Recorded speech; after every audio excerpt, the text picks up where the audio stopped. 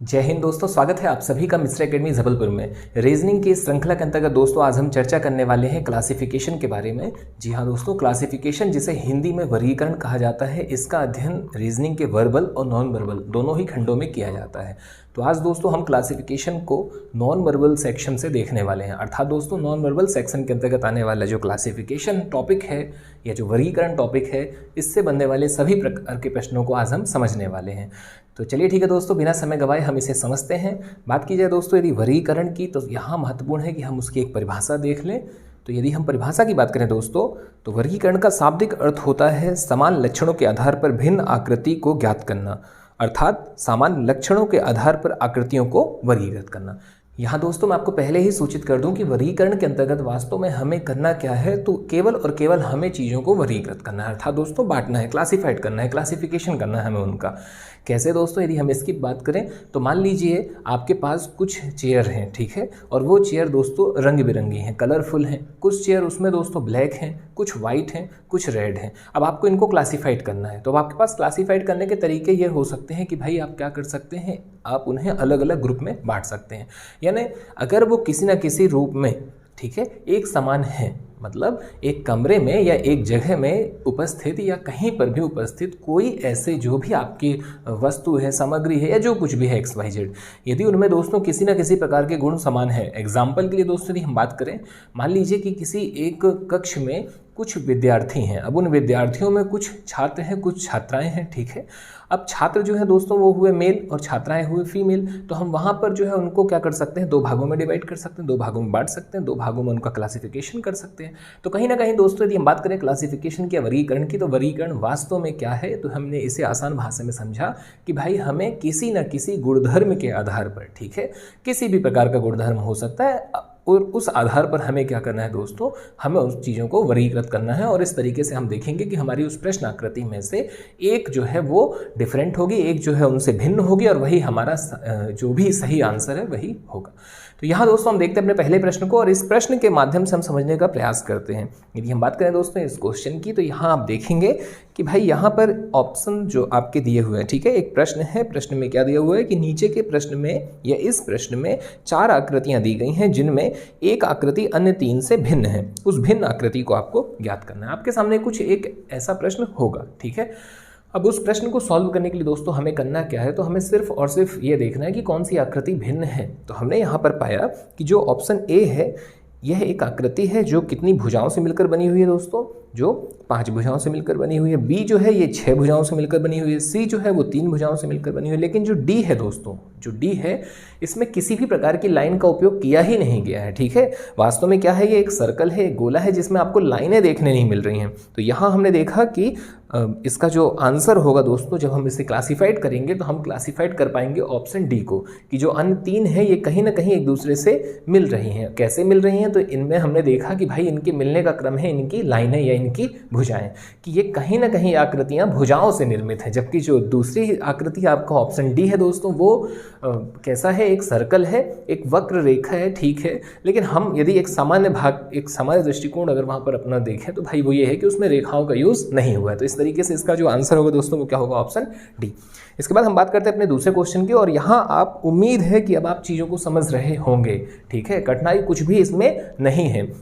अब second question दोस्तों आपके सामने, और इसमें भी वही करना है, हमें क्या करना है, हमें क्लासिफिकेशन करना है, हमें वर्गीकरण करना है। और जब हम इसमें देखते हैं दोस्तों, तो हम पाते हैं कि सबसे पहले जो एक आकृति है, जो भी पहली आपकी आकृति है, उसमें वही आकृति दोस्तों छोटी करके और बीचों बीच में आपको देखने मिल रही है, ठीक है। वही आकृति जो आपका बाहर का शेप है वही आपका अंदर आ चुका है, और अब बस फर्क इतना है कि अब ये डार्क कर दिया गया है। ऐसे ही आप देखेंगे दोस्तों ऑप्शन बी में भी आपको यही नजर आ रहा है, ठीक है। ऑप्शन सी में भी आपको यही नजर आ रहा है, लेकिन ऑप्शन डी में ये नजर नहीं आ रहा है। यहाँ पे आपका डिफरेंट क्या हो गया, ऑप्शन डी। कैसे, तो भाई जो ऑप्शन ए है उसमें आपका एक सर्कल था, बीचों बीच में भी है, ठीक है। ऑप्शन बी को यदि हम देखते हैं दोस्तों, तो क्या है, एक, ठीक है, अर्ध चंद्रमा जैसी आकृति है, ठीक है, आधा है गोला है और आधा है। और इसके बाद आप जब तीसरी आकृति देखते हैं तो एक आपका ट्राइंगल है। तो हर आकृति का जो छोटा शेप है वो आपको बीचों बीच में देखने मिल रहा है, ठीक है। लेकिन जो चौथा वाला है दोस्तों, उसमें आप देखेंगे तो एक षटभुज बना हुआ है, उसमें 6 भुजाएं हैं, लेकिन बीचों बीच में कैसी है, बीचों बीच में 4 भुजा से मिलकर चतुर्भुज बना हुआ है, ठीक है, 4 भुजा की आकृति। तो ये एक अलग हो गया, इसमें हम क्लासिफाइड कर पा रहे हैं कि भाई क्या अलग है। फिर इसके बाद दोस्तों हम बात करते हैं अपने अगले क्वेश्चन की, और अगला क्वेश्चन जब आप देखेंगे तो आप पाएंगे यहाँ पर भी क्लासिफाइड करना बहुत आसान है। देखते ही समझ में आ रहा है कि भाई जो ए है, सी है और डी है, ए, सी और डी, ये तीनों आकृतियों में जो दो आकृति दी हुई हैं वो एक जैसी हैं, समान है, आच्छादित हो रही हैं, ठीक है। और जब हम बात करें बी की दोस्तों, तो यहाँ पर क्या है, ये डिफरेंट है। क्यों? क्योंकि एक आपकी क्षैतिज है और एक ऊर्ध्वाधर है, एक हॉरिजॉन्टल और एक वर्टिकल। तो यहाँ पे बी आपका करेक्ट आंसर होगा। इसके बाद बात करते हैं दोस्तों अपने अगले प्रश्न की। अगला क्वेश्चन आपके सामने, और इस प्रश्न में जब आप देखेंगे तो आप पाएंगे कि भाई इसमें क्या हो रहा है, यहाँ पर जो भी आकृतियां दी हुई हैं, ठीक है, आकृतियां तो सब डिफरेंट हैं, और इन आकृतियों में, इन ऑप्शंस में आप पाएंगे कि जो बीचों बीच की जो लाइन है, ठीक है, इन लाइनों को यदि आप देखेंगे दोस्तों गौर से, तो ए, बी और सी में वे लाइनें एक छोर से दूसरी छोर की ओर हमें जाते हुई नजर आ रही हैं, जो भी छोटी छोटी डिजाइन है, ठीक है। और उनकी यदि हम संख्याओं की बात करें दोस्तों, तो कुल कितनी छोटी छोटी संख्याएं हमें देखने मिल रही हैं, 6 देखने मिल रही हैं, ठीक है, ठीक। और यदि हम बात करें ऑप्शन डी की दोस्तों, तो यहाँ पर संख्याएं हमें केवल 5 नजर आ रही है, या अगर हम संख्या ना देखें, संख्या नहीं भी देखें, तो हम देखेंगे कि वो पूर्ण नहीं कर रही है, अपूर्ण है, बीच में वो जाकर के ब्रेक हो जाता है वहाँ से। तो इसका जो करेक्ट आंसर होगा वो होगा आपका ऑप्शन डी यहाँ पर दोस्तों करेक्ट होगा। इसके बाद हम बात करते हैं दोस्तों अपने अगले क्वेश्चन की, और अगला क्वेश्चन जो है वो आपके सामने है, और इसमें आप पाएंगे एक जो डिफरेंट है आपका, ठीक है, वो कौन है, यहाँ हमें डिफरेंट नजर आ रहा है दोस्तों ऑप्शन डी।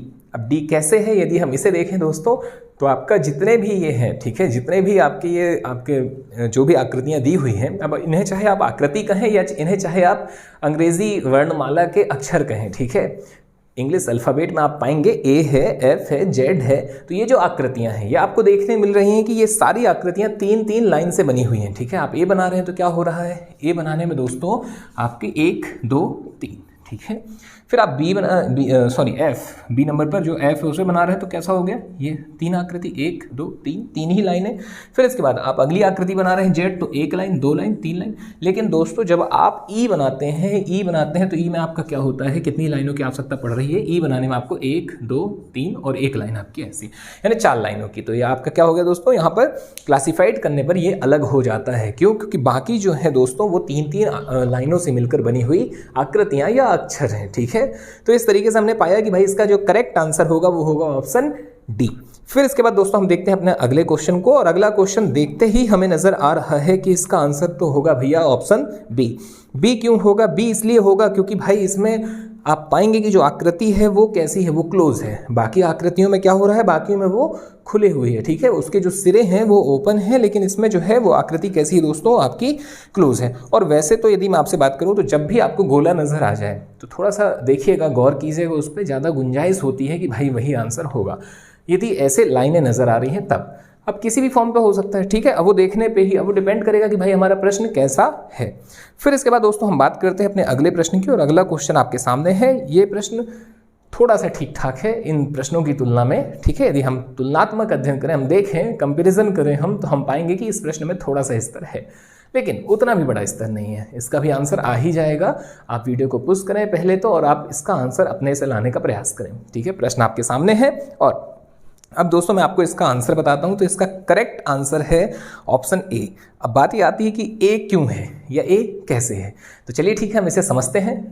बात करें दोस्तों हम इसके अन्य ऑप्शंस की, ठीक है, जो और भी विकल्प दिए हुए हैं, तो आप उसमें पाएंगे दोस्तों कि वे सभी जो अंदर उनकी आकृतियां दी हुई हैं वे सभी अलग अलग दिशाओं में हैं, ठीक है। जबकि हम जब ए की बात करते हैं दोस्तों, तो ए में जो भी अंदर की आकृतियां हैं उनमें से 2 आकृतियां एक ही दिशा में दी हुई हैं। कैसे? यदि हम इसे देखें दोस्तों, तो यहाँ हम पाएंगे कि एक आकृति आपकी ऊपर की ओर जा रही है, नॉर्थ की ओर, ठीक है। फिर उसके बाद दोस्तों ये वाली आकृति जो है आपकी कहाँ जा रही है, वेस्ट ईस्ट की ओर जा रही है, ठीक है, ईस्ट के बाद आप देखेंगे दोस्तों, इसके बाद जो आपकी तीसरी आकृति जो तीसरा फिगर है इसमें ये साउथ की ओर जा रहा है और ये वाला आपका फिर से इसी ओर जा रहा है, यानी कि एक ही दिशा में आपको कितनी आकृतियां मिल गई दोस्तों? 2 मिल गई। जबकि अन्य ऑप्शंस में ऐसा नहीं है। बाकी जितने भी आप विकल्प देखेंगे दोस्तों इसमें क्या हो रहा है, जो आकृतियां हैं वो अलग अलग दिशाओं में है। कोई नॉर्थ की ओर है, ठीक है, किसी का जो माउथ है, जो मुंह है वो ईस्ट वेस्ट साउथ, तो इस हिसाब से है।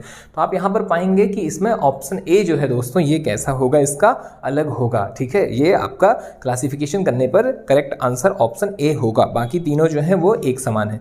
फिर इसके बाद हम बात करते हैं दोस्तों अपने अगले क्वेश्चन की। अगला क्वेश्चन आपके सामने है और इसमें आप पाएंगे कि इसके जब करेक्ट आंसर की बात की जाए तो इसका करेक्ट आंसर होगा दोस्तों ऑप्शन डी। अब डी क्यों होगा? क्योंकि भाई बाकी जितनी भी आकृतियां हैं वो कैसी हैं, वो सभी 3-3 लाइनों से मिलकर बनी हुई हैं, ठीक है। ऑप्शन ए में भी 3 लाइनें हैं, ऑप्शन बी में भी 3 लाइनें हैं, ऑप्शन सी में भी 3 लाइनें हैं और इन 3 लाइनों से मिलकर बना हुआ है दोस्तों ट्राइंगल। जबकि हम बात करते हैं ऑप्शन डी की, तो डी यहाँ पर दोस्तों मिलकर के बना हुआ है 4 लाइनों से, ठीक है। तो यहाँ पर डी जो है आपका इसका क्या हो जाएगा दोस्तों?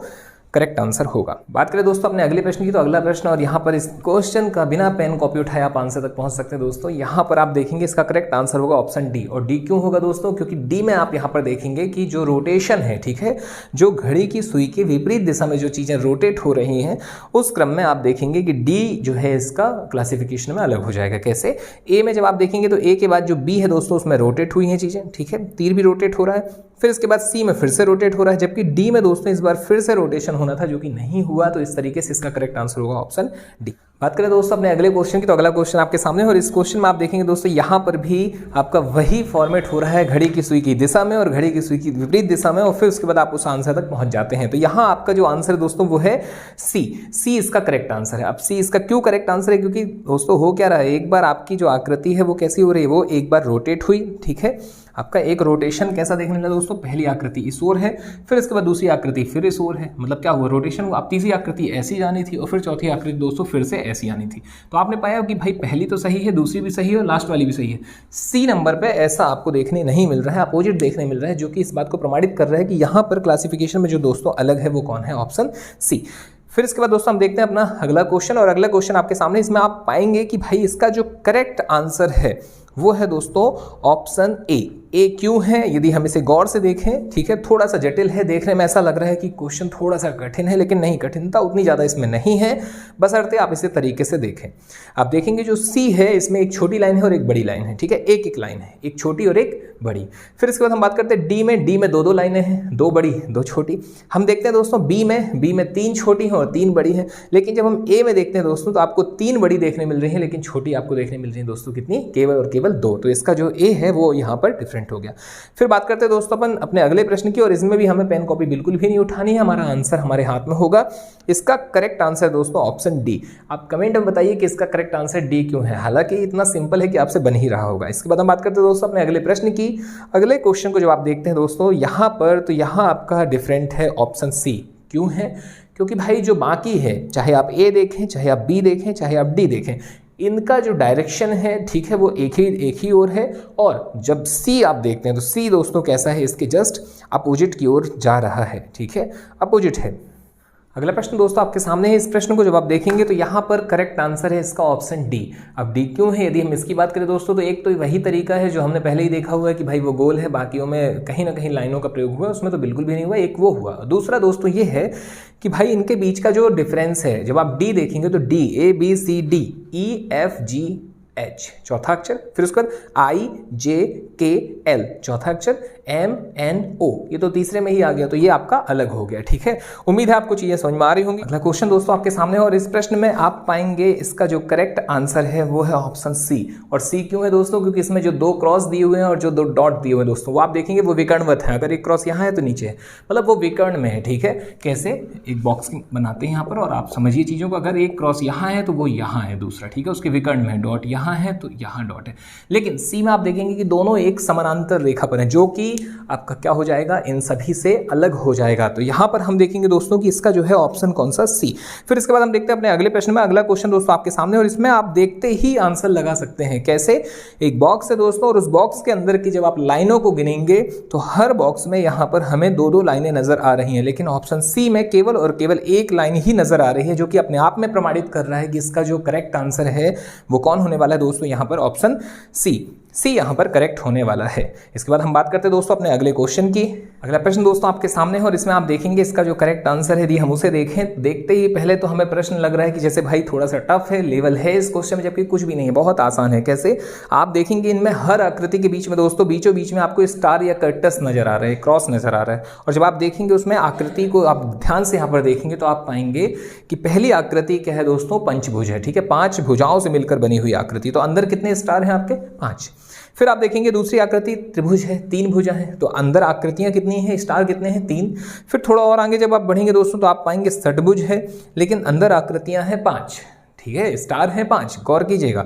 और अगली कड़ी में दोस्तों, इसी कड़ी में जब हम आगे बढ़ते तो हम पाते हैं कि चतुर्भुज है और आकृतियां हैं 4। यानी जितनी भुजाएं उतनी आकृतियां अंदर हैं, जबकि सी में ऐसा नहीं है। सी में भुजाएं हैं 6 और अंदर के स्टार है दोस्तों 5। तो ये आपका अलग हो गया। तो यहाँ पर सी इसका आंसर होगा। अगला क्वेश्चन हमारे सामने है और इस प्रश्न में जब हम देखेंगे दोस्तों तो यहाँ हम पाएंगे कि हो क्या रहा है भाई, जो भी आकृति आपकी छोटी बाहर है वैसी ही आकृति आपकी एक और नजर आ रही है। एक बड़ी आकृति और एक बाहर छोटी आकृति। अंदर कौन सी आकृति वो मैटर नहीं कर रहा है, हमें ये देखने मिल रहा है कि जो बड़ी आकृति है उसी का एक छोटी आकृति हमें ऊपर देखने मिल रही है। और ऐसा दोस्तों हमें देखने मिल रहा है लगभग सभी में, ए में, बी में, सी में, लेकिन डी में ऐसा नहीं है। तो इसका आंसर होगा डी।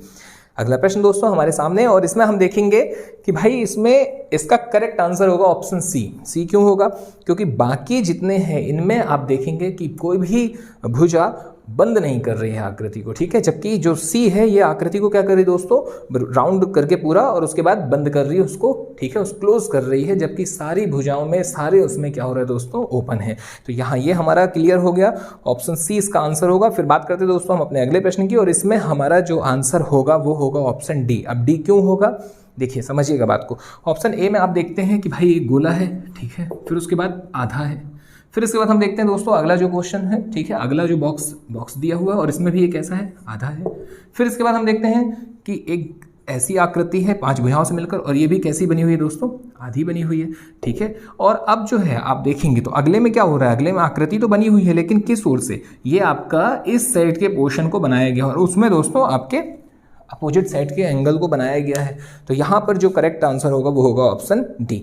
फिर हम बात करते हैं दोस्तों हमारे अगले प्रश्न की और अगला क्वेश्चन आपके सामने है और इसका बिना किसी प्रकार से किसी के समझाए हमारा इसका आंसर बिल्कुल क्लियर है दोस्तों। इसका आंसर होगा ऑप्शन सी। तो इस तरीके से दोस्तों आज का हमारा ये सेशन समाप्त होता है। उम्मीद है आपको सारे प्रश्न क्रमबद्ध तौर पर समझ में आए होंगे। आप इन्हें नोट करते चले जाइएगा। चीज़ों को समझना जरूरी है, उन्हें नोट डाउन करना जरूरी है, और इसके बाद दोस्तों आप कोशिश कीजिएगा और भी प्रश्नों को लगाने की। ठीक है, और जो भी आपको समझ में ना आए या जो भी किसी भी प्रकार के प्रश्न ऐसे किसी भी पुस्तक क्यों, ठीक है, अगर हमें ऐसा लग रहा है कि भाई ये हमें समस्या दे रहे हैं तो डिस्क्रिप्शन में दोस्तों नंबर भी दिया हुआ है। ठीक है, आप उसमें भी मैसेज करके संपर्क कर सकते हैं। साथ ही दोस्तों आप टेलीग्राम की लिंक भी दी हुई है, आप उसके माध्यम से भी संपर्क कर सकते हैं। आपको उस प्रश्न का जवाब अपनी अगली वीडियो में दे दिया जाएगा। इसके बाद दोस्तों हम बात करते हैं, हम अगले वीडियो में किसकी बात करेंगे दोस्तों? तो वहां पर हम चर्चा करेंगे इसी टॉपिक के अंतर्गत आने वाले कुछ और महत्वपूर्ण प्रश्नों की। तो जल्दी दोस्तों हमारी मुलाकात होगी इसके सेकंड पार्ट के साथ। तब तक आप अध्ययन कीजिए। धन्यवाद। जय हिंद, जय भारत।